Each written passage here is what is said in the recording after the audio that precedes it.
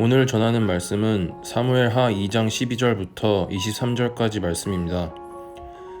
넬의 아들 아브넬과 사울의 아들 이스보셋의 신복들은 마하나임에서 나와 기브온에 이르고 스루야의 아들 요압과 다윗의 신복들도 나와 기브온 못가에서 그들을 만나 함께 앉으니 이는 못 이쪽이요 그는 못 저쪽이라.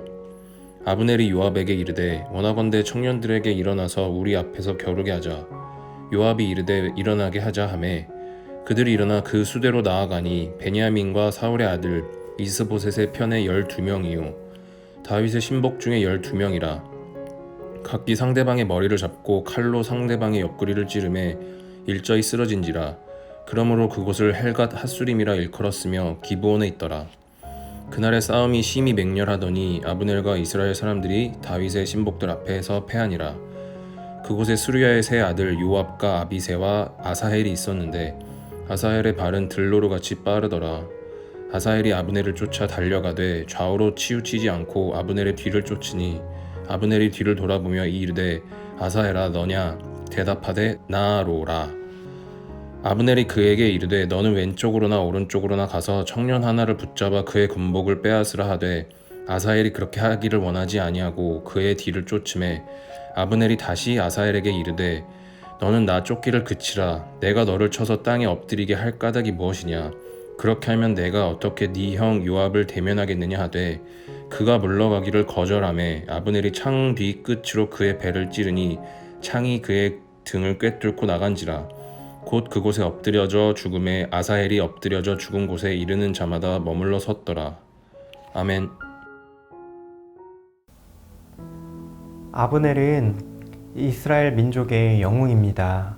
사울이 죽은 후에 국가의 크고 작은 어려움을 수습한 장본인이죠. 사무엘하 3장 38절을 보면 다윗은 아브넬의 죽음을 두고 이렇게 말합니다. 왕이 그의 신복들에게 이르되 오늘 이스라엘의 지도자여 큰 인물이 죽은 것을 알지 못하느냐.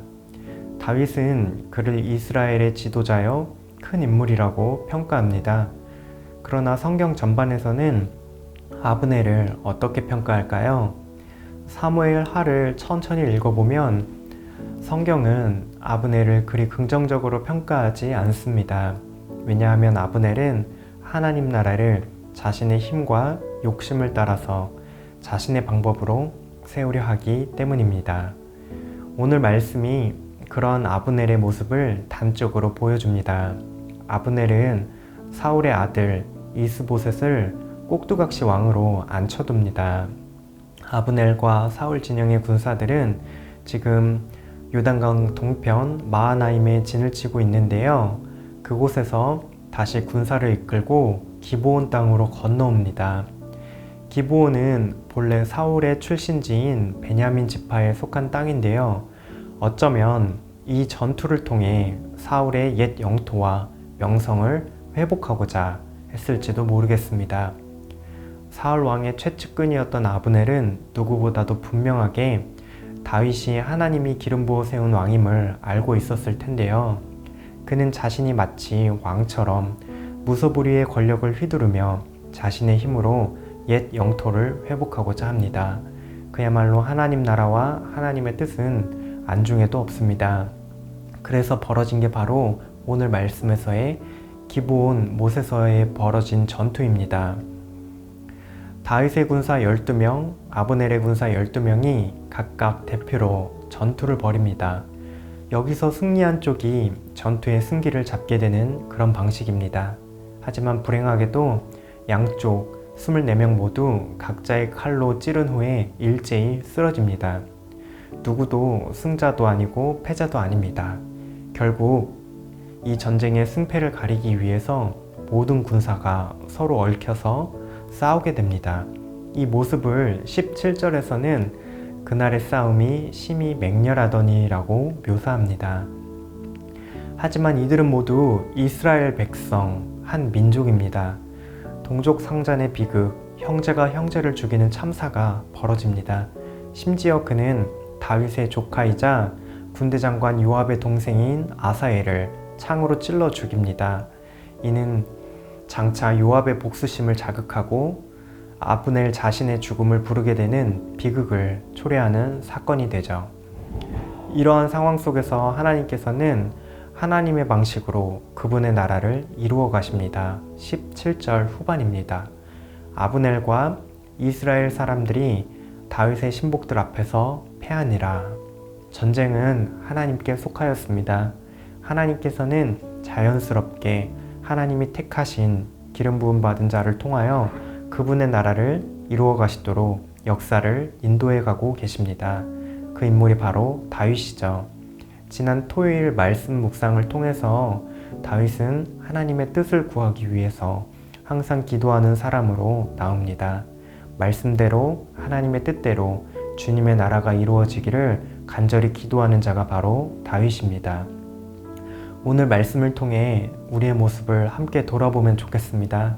우리는 하나님 나라를 어떻게 무엇을 통하여 일구어 갈 수 있을까요? 아브넬처럼 자신의 판단과 욕심이 하나님의 뜻보다 앞서지는 않는가 돌아보면 좋겠습니다. 하나님의 나라는 하나님의 뜻대로 하나님의 방법으로 하나님께서 직접 일구어 가십니다. 그렇기 때문에 우리는 다윗처럼 하나님과 함께 발 맞추어 걷는 연습을 해야 합니다. 다윗은 자신의 힘과 군사력으로 얼마든지 왕좌를 가질 수 있었습니다. 그러나 하나님의 때에 하나님의 방식으로 하나님이 다스리시는 그 나라를 일구어 가고자 기다립니다. 하나님의 뜻을 물으며 하나님의 때를 기다리고 기다립니다. 오늘 하루 주님이 가르쳐 주신 기도가 우리의 기도가 되었으면 좋겠습니다. 나라가 임하시오며 뜻이 하늘에서 이루어진 것 같이 땅에서도 이루어지게 하옵소서. 주님의 말씀대로 주님의 뜻대로 그분의 나라 이루어 가시는데 쓰임받는 우리 청년가족들 되시면 좋겠습니다. 함께 기도하시겠습니다. 하나님, 주님보다 앞서지 않게 하옵소서. 우리의 뜻과 욕심과 방법을 내려놓게 하옵소서. 주님의 말씀대로 주님의 뜻대로 주님의 나라를 일구어 가는데 우리를 사용하여 주옵소서. 하나님 말씀을 구하며 주님의 뜻 이루어 가시며 하나님 나라를 일구어 가는 데 쓰임받는 청년 가족들 되시기를 소망합니다.